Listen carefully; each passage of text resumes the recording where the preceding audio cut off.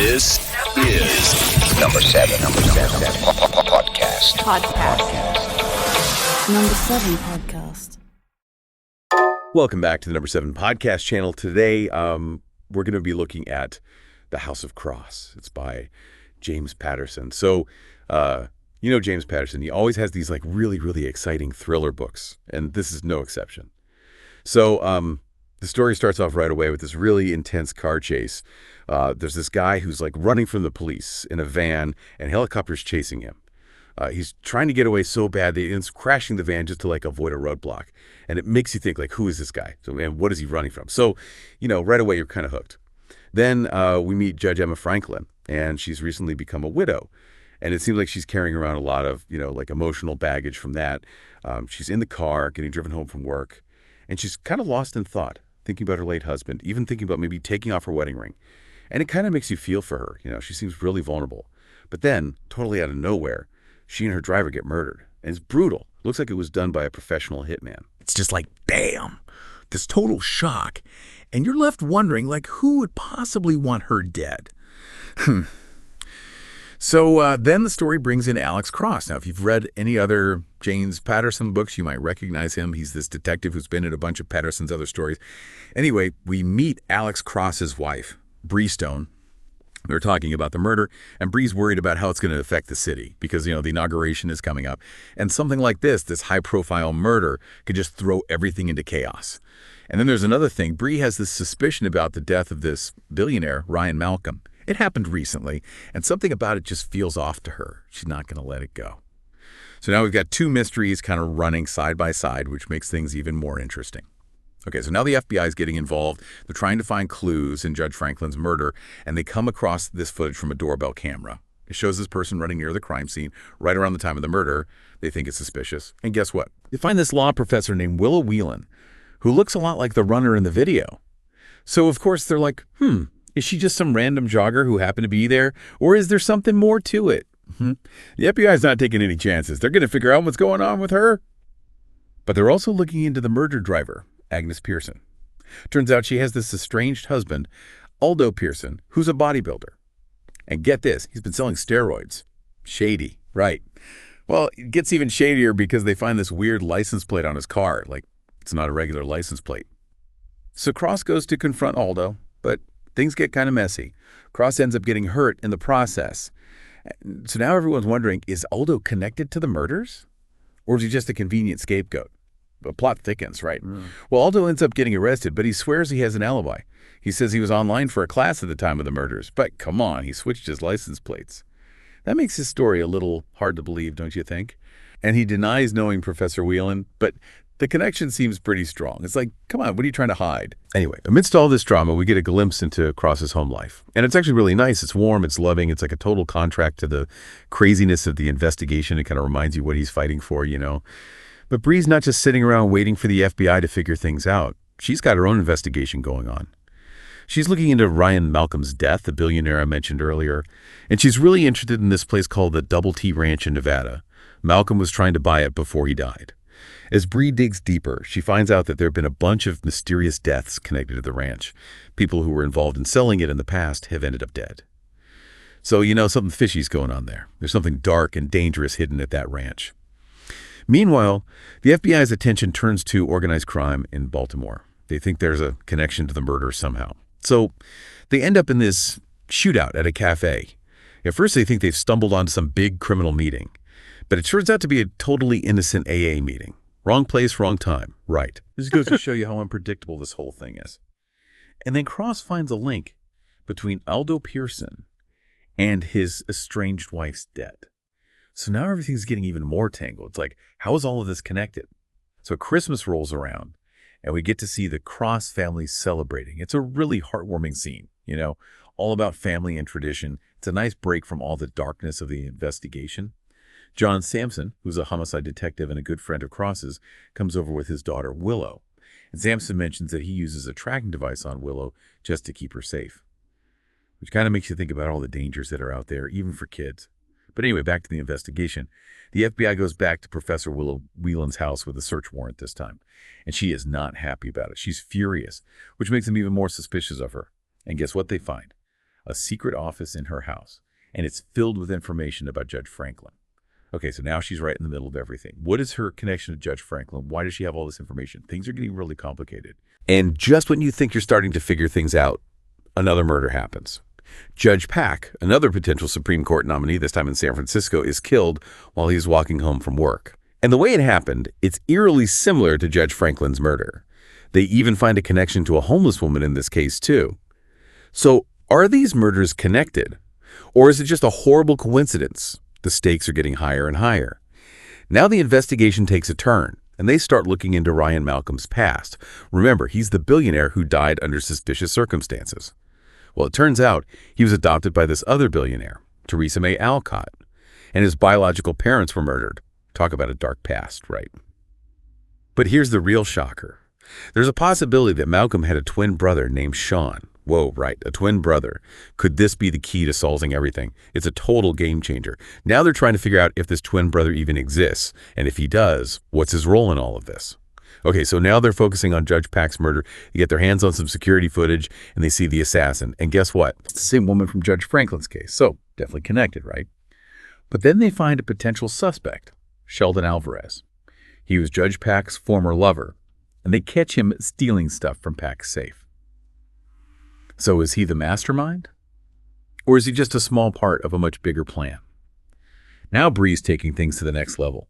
She decides to go to Ryan Malcolm's funeral. She wants to get close to Theresa May Alcott, the woman who adopted him.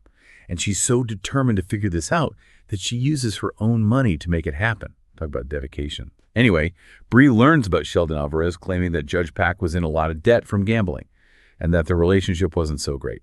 So maybe Alvarez isn't the mastermind after all. Maybe he's just taking advantage of the situation. Bree's getting closer to the truth. You can feel it. But she's not doing this alone. She and Sampson, the homicide detective, they team up and head out to the Double T Ranch in Nevada. That's the place where Malcolm was trying to buy, remember. Well, they find the wreckage of his van there.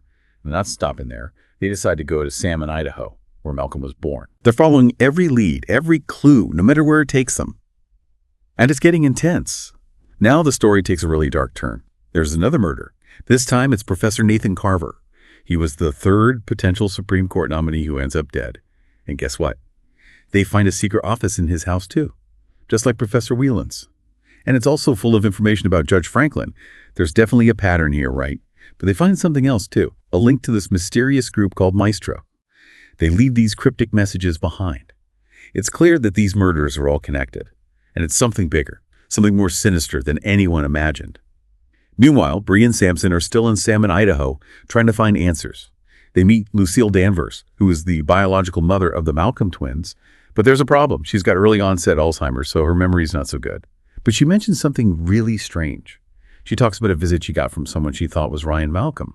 But wait a minute, Malcolm's supposed to be dead, right? Could he actually be alive? Or is there something else going on? So here's another twist. There's this secret advisory board that's been vetting potential Supreme Court nominees for the president-elect. And guess what? All three murder victims were on their list. Suspicious, right? And this board is connected to some pretty powerful donors. So it makes you think, what's really going on here? Is there some kind of corruption happening at the highest levels? The inauguration is getting closer, and the pressure's on to figure out what Maestro is up to. They're trying to find this Russian assassin, Katrina White, who's connected to the group. They need to stop her before she strikes again. It's a race against time. Bree and Sampson are still searching for clues about Ryan Malcolm's twin brother, Sean, and they get a little bit of hope from Lucille Danvers. She remembers a credit card purchase that might mean there's another twin out there. It's like trying to put together a puzzle with missing pieces. But they're getting closer. Then they get more security footage, this time of Professor Carver's murder. And guess what? It's the same female assassin again. It's chilling. And she leaves this message. Maestro knows what you've done. It's over. It sends chills down your spine. Maestro is behind all of this. But why? What's their motive? The FBI is under a lot of pressure to figure it out before it's too late. The inauguration is almost here, and they're worried about an assassination attempt on the president-elect. The theory that Maestro is targeting potential Supreme Court nominees is gaining traction, but they still don't know why. It's a desperate search for answers. And then, finally, a breakthrough. Bree and Sampson find a credit card receipt, and the name on it is Sean Malcolm Wallace. Boom. They've got confirmation that Ryan Malcolm's twin brother exists. This is huge. But things take a strange turn when this janitor, Brian Toomey, offers them a ride. Something about him seems off. Meanwhile, Alex Cross is getting worried because he hasn't heard from Bree and Sampson. He uses Willow's tracking device, remember the one who Dad mentioned, and he finds out they're in Idaho. He doesn't trust this Toomey guy. He's got a bad feeling. Cross goes to Teresa May Alcott, the woman who adopted Ryan Malcolm. He wants to learn more about Sean, the twin brother, and she tells him that Sean has a troubled past, a history of mental illness. But she denies knowing anything about Maestro. And she wants a lawyer present if they're going to keep questioning her. It's like she's hiding something. Then a crucial detail emerges. Both Ryan and Sean Malcolm were born with missing teeth. This could be the key to telling them apart. Cross and Mahoney, his partner, go back to talk to Lucille Danvers again. They're hoping she remembers something useful. But her Alzheimer's is getting worse. It's heartbreaking. She does mention that William Malcolm, the twins' biological father, was a violent guy, and that he was involved in some illegal stuff. So maybe the family history has something to do with Maestro. It's just a thought. But then something terrible happens.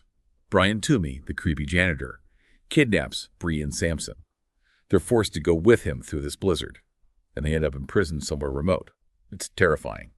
Maestro's ruthless. They'll do anything to get what they want. Cross arrives in Idaho, and he's determined to find Bree and Sampson. They find their abandoned Jeep, so they know they've been taken. Cross teams up with this local officer, Officer Fagan, and they head out into the wilderness to find them. It's a dangerous journey. The snow is coming down hard, and they're running out of time. Meanwhile, back in Washington, everyone's worried about national security. They think Maestro is trying to influence the Supreme Court. And then something else happens. Justice Blevins, another potential Supreme Court nominee, is hospitalized. She collapsed in her chambers. Is Maestro behind this too? It's starting to feel like they're everywhere. Cross and Fagan are still searching for Bree and Sampson. They're using a snowmobile to get through the tough terrain. They're following the last signal from Bree's phone. Every moment counts. They come across a group of snowmobilers, and one of them, Lucas Bean, seems connected to Maestro. It's hard to know who to trust anymore. They're getting closer to something, but they're not sure what. And then they find it.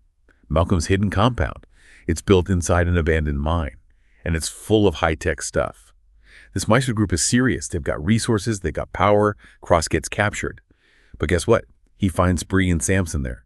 They've been through a lot, and they're not sure what's going to happen next. But then, a huge twist. Ryan Malcolm, the leader of Maestro, is alive. He was never dead. He's been pulling the strings this whole time. What's he going to do now? It's a total shock. You think he's dead, and then suddenly he's there. And it turns out he's been orchestrating this whole crazy plan to gain control of the Supreme Court, but it's still not clear, why would he go to all this trouble? What's his ultimate goal? But, even though things are looking pretty grim, Cross and Bree and Sampson, they're not giving up. They're determined to figure out what Malcolm is up to and put a stop to it. And, it makes you think about how important it is to have people like that in the world, people who won't back down when things get tough. Patterson is so good at creating these super complicated plots that keep you guessing until the very end. And this book is no different. He explores some really dark stuff like greed and corruption and how power can corrupt people. But he also shows how people can resist that darkness and fight for what's right. Anyway, let's see what happens next in the story. So in chapter 106, we meet Justice Blevins. She's another potential Supreme Court nominee. And she has no idea that she's in danger. It's kind of scary to think about how vulnerable these people are. They're just going about their lives, and then suddenly they're targets. And in chapter 107, we see Katrina White, the Russian assassin. She's watching Justice Blevins, waiting for the right moment to strike. You can feel the tension building. It's like something bad is about to happen. Then in chapter 108, Justice Blevins goes for a run in the park. It's supposed to be a peaceful moment, but that Katrina White is out there somewhere. And it's just so unsettling. Then in chapter 109, we find out that Malcolm has given Katrina White everything she needs to get past security. He's basically made it possible for her to get close to these high-profile targets. And that's terrifying because it means that no one is really safe. Then in chapter 110, we get a break from all the tension and drama. We go back to Cross's house where John Sampson and Rebecca Cantrell are announcing their engagement. It's a happy moment, a celebration of love and commitment. And it's a reminder that even in the midst of all this darkness, there's still good in the world. And finally, in chapter 111, the story comes to an end. Justice is served, and the good guys win. But you still get the sense that the fight isn't over. Maestro may be gone, but there's always going to be someone else out there trying to take advantage of others. It's a reminder that we need to be vigilant and always stand up for what's right. So that's The House of Cross. It's a thrilling ride from beginning to end with twists and turns that keep you guessing. Patterson really knows how to keep his readers engaged. What did you think of the book? Let me know in the comments. And if you're looking for more great books to read, be sure to subscribe to the Number 7 podcast channel. We're always diving into new and exciting stories. Thanks for listening. Okay, so now I want to talk about something that really struck me while I was reading this book. It's the way that information can be used as a weapon. Malcolm is a master manipulator. He uses his wealth and his connections to control the flow of information and shape events to his advantage. And it makes you think about how vulnerable we all are to that kind of manipulation. We're bombarded with information all the time, and it's not always easy to tell what's true and what's not. And I also found it interesting how luck and coincidence played a role in the story. There are several moments where things could have gone very differently if just one small detail had changed. It makes you wonder how much of our lives is determined by chance. And one of the things I really appreciate about Patterson's books is the way he portrays law enforcement officers. He doesn't shy away from showing the challenges and dangers they face, but he also highlights their dedication and their commitment to justice. Like Cross and Sampson, they put their lives on the line to protect others. And I think that's something we should all be grateful for. Now let's talk about some of the main characters. Alex Cross is such a compelling character. He's brilliant and resourceful, but he's also a loving husband and father. And you can see how much he struggles with the demands of his job and the need to protect his family. Bree Stone is another great character. She's strong and independent, and she's not afraid to take risks to uncover the truth. She's a perfect partner for Cross. And then there's Ryan Malcolm. He's the villain of the story. But he's not just some one-dimensional bad guy. He's complex and even charismatic in a way. And you can't help but wonder what made him turn out the way he did. One of the things I found really interesting about the book is how it explores family dynamics. You see the close bond between Cross and his family, the strained relationship between Aldo Pearson and his wife, and the complicated history of the Malcolm twins. It shows how our families can shape who we are for better or for worse. And the story also touches on some really important themes like social justice and the abuse of power. The secret advisory board that's vetting Supreme Court nominees is a perfect example of how wealth and influence can corrupt the system. It's a reminder that we need to be aware of these kinds of things and fight to keep our institutions fair and impartial. So overall, The House of Cross is a really thought-provoking book. It's a thriller that keeps you entertained, but it also makes you think about some bigger issues. What did you find most compelling about the book? Share your thoughts in the comments below. And if you're ready for another literary adventure, be sure to subscribe to the Number 7 podcast channel. We've got a whole library of captivating stories waiting to be explored. Thanks for listening. It really makes you think about the world we live in. There's so much going on behind the scenes, and sometimes it feels like the bad guys are winning. But then you see people like Cross and Bree who are willing to risk everything to fight for what's right. And it gives you hope. It reminds you that there are still good people out there who are making a difference. So yeah, if you're looking for a book that will keep you on the edge of your seat and also make you think, I'll definitely recommend The House of Cross. All right, so that's it for our look at The House of Cross by James Patterson. It was a wild ride, wasn't it? I hope you enjoyed this deep dive into the story. If you did, be sure to give this video a thumbs up and share it with your friends. And if there's another book you'd like us to summarize, let us know in the comments below. Don't forget to subscribe to the Number 7 podcast channel for more exciting content. Thanks for listening.